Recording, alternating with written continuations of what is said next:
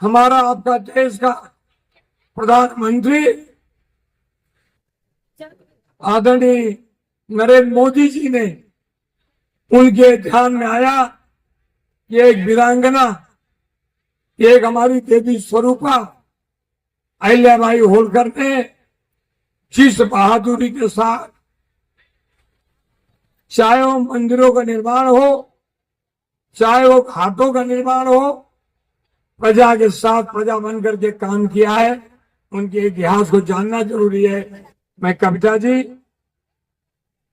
आज यहां से यही कहना चाहता हूं, मैं साधुवाद देना चाहता हूं, अभिनंदन करना चाहता हूं हमारे आपके लोकप्रिय देश के प्रधानमंत्री आदरणीय नरेंद्र मोदी जी।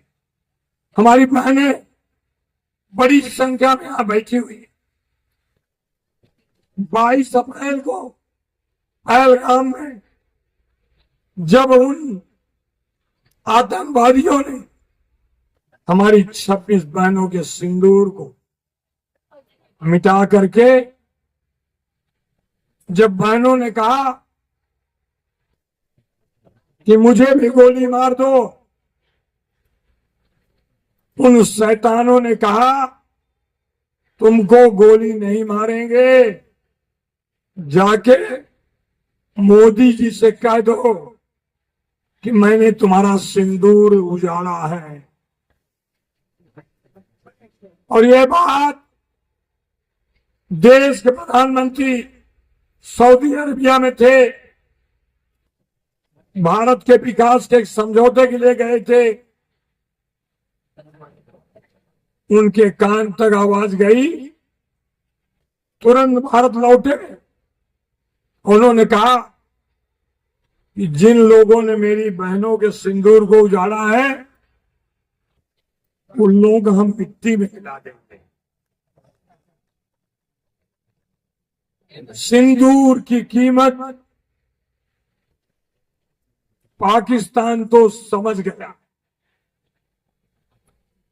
ऑपरेशन सिंदूर क्या होता है, लेकिन देश में कुछ ऐसे बुजदिल हैं जिनके समझ में नहीं आया। मैं उन राजनीतिक बुजदिलों को भी बताना चाहता हूं कि आज वह पाकिस्तान भीख मांग रहा है। अभी तो इसकी शुरुआत हुई है। उन आतंकवादियों के उस देश को, उन आतंकवादियों को खत्म करने के बाद ही हमारी सेना और हमारे प्रधानमंत्री चुप बैठेंगे। मैं आपसे एक अपील करना चाहता हूं, खास करके यहाँ पे सुशील मिश्रा जी, हमारी बहन पुष्पा शुक्ला जी, अजय शंकर दुबे जी, सत्येंद्र फंटू जी, आप लोग एक निबंध प्रतियोगिता शुरू कराइए। पता चले कि अहिल्याबाई होलकर